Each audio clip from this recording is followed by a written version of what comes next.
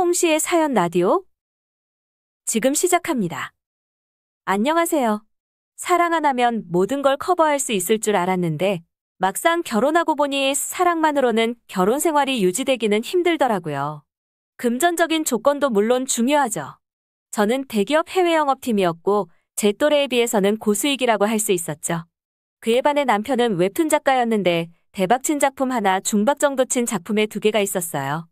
그래서 잘 될 땐 저보다 많이 벌기도 했지만 잘 안 되면 정말 말도 안 되게 적은 수익이 나기도 했습니다.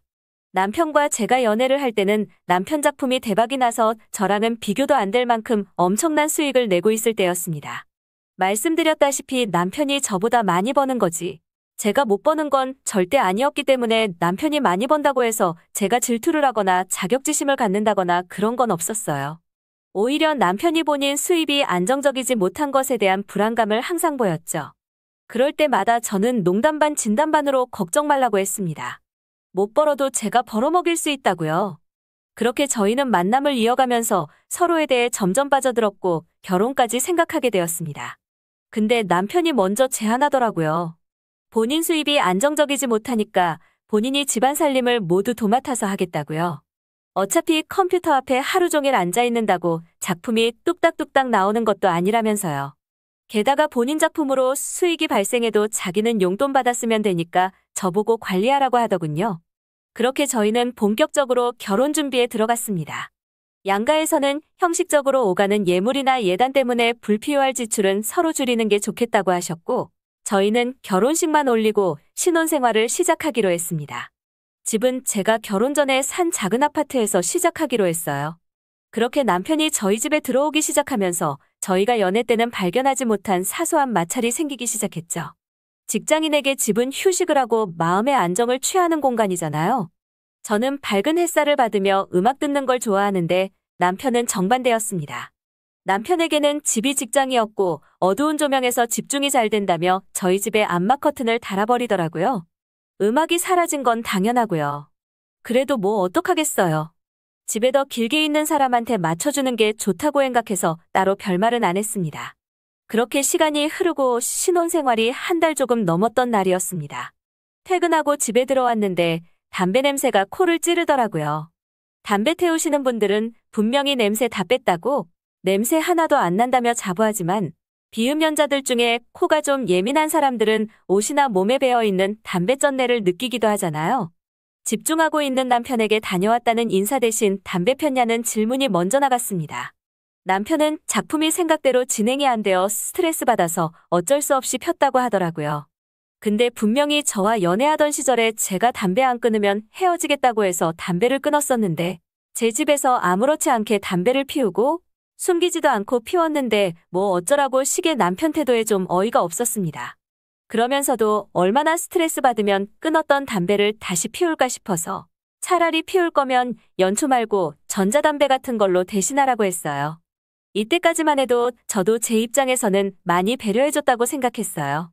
그렇게 반년이 지났는데 그동안 남편 작품에는 진전이 없었고 심지어 살림도 밀리기 시작해서 어느 순간부터는 퇴근하고 제가 집에 와서 살림까지 하고 있더라고요.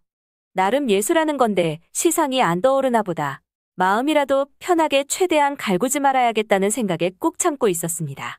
물론 남편은 수입이 없었기 때문에 제 돈으로 생활하고 있었지만 제가 모르고 시작한 결혼 생활도 아니고 적금이 조금 줄어들었지만 여전히 제 급여로 2사람 생활하는데 크게 문제는 없었거든요. 하지만 경제적인 상황보다도 제가 너무 남편 눈치를 보며 살아서 그런 건지 남편이 저를 대하는 태도가 점점 달라지는 듯했습니다.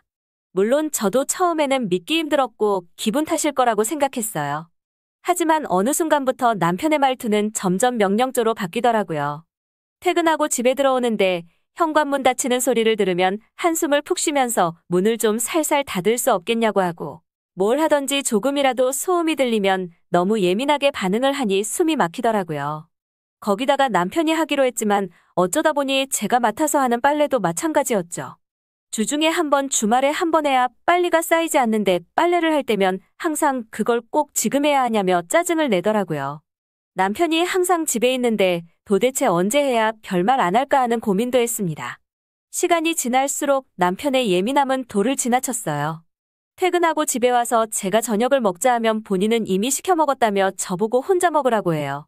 그러면서 제가 밥을 먹으면 꼭 그걸 냄새 풍기면서 지금 먹어야 하냐며 저에게 꼽을 주는데 하루는 제가 남편한테 잔소리 듣기도 지쳐서 편의점에서 김밥 한 줄 사 먹고 대충 끼니를 해결하려 했습니다. 집에 가서 먹으면 또 잔소리하고 짜증낼까봐 집 앞 놀이터에서 김밥 한 줄 먹고 쓰레기를 버리려 보니 마땅한 쓰레기통이 없어서 집까지 들고 들어갔습니다. 남편은 컴퓨터 앞에서 졸고 있더라고요. 그 와중에 저도 눈치 보면서 졸다가 깰까봐 조심스럽게 주방 쓰레기통에 쓰레기를 버리는데 정말 조금 부스럭거리는 소리가 나서 저도 흠칫 놀랐어요.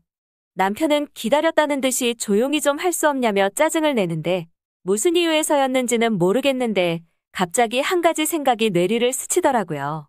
내가 사랑해서 결혼한 남자가 지금 저기 앉아있는 남자인가? 남편의 모습은 연애 때와는 너무 많이 달라져 있었죠.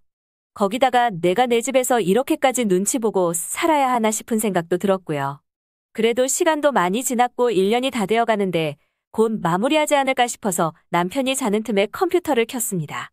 컴퓨터를 몰래 한다기보다도 저도 집에서 컴퓨터를 써야 할 때가 종종 있는데 보통은 남편이 잘 때 아니면 계속 붙잡고 있으니 쓸 시간이 마땅치가 않아서 한밤중에 보게 되었습니다. 제가 잘 못 찾은 건지 남편의 작업 내용이 하나도 없더라고요. 그러면서 동시에 혹시나 하는 생각이 들어서 컴퓨터 최근 사용 내역을 보니 최근 반년 동안은 게임하고 유튜브 시청밖에 안 했더군요. 남편을 깨워서 당장이라도 따지고 싶었지만 혹시나 제가 모르는 무언가가 있을 수도 있고 해서 다음날 아침까지 기다렸습니다. 회사에는 집에 급한 일이 생겨서 연차를 써야겠다고 아침 일찍 말씀드렸는데 다행히도 허락해 주시더라고요. 남편은 제가 출근 준비를 안 하자 의아해하며 왜 준비 안 하냐고 묻더라고요. 그래서 당신과 얘기 좀 하려고 휴가 냈다고 하니 한참 바쁘시기라며 또 짜증을 내더라고요. 당당한 남편 태도에 저도 더 이상 망설이지 않고 물어봤습니다. 그동안 작업 얼마나 했냐고요. 남편은 추상적인 말들만 하는데 결론은 아직 멀었다라는 식으로 들리더라고요. 그제서야 저는 왜 컴퓨터에 네가 일한 기록은 없고 반년 동안 탱자탱자 놀았다는 기록만 남아있냐고, 기러라고 내가 네 생활비 내주는 거냐고 따졌습니다. 그제서야 제가 의심하던 것들이 합리적이었다는 생각이 들었고 저는 그동안 참아왔던 것들에 대해서 남편에게 쏟아부었습니다. 그제서야 자기가 슬럼프라며 저한테 되먹지 못한 변명을 늘어놓더라고요.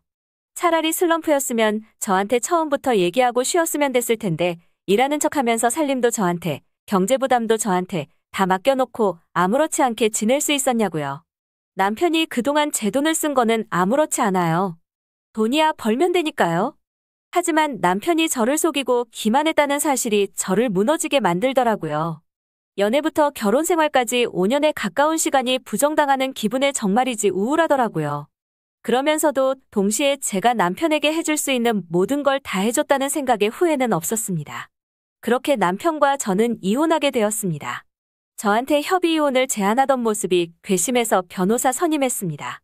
지금은 회사 휴직하고 정신과 진료받고 있어요.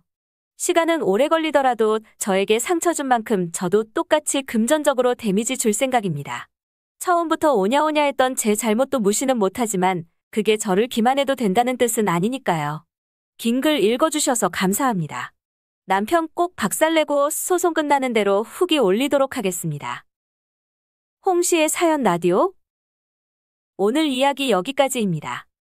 재미있게 들으셨다면 구독과 좋아요 부탁드립니다.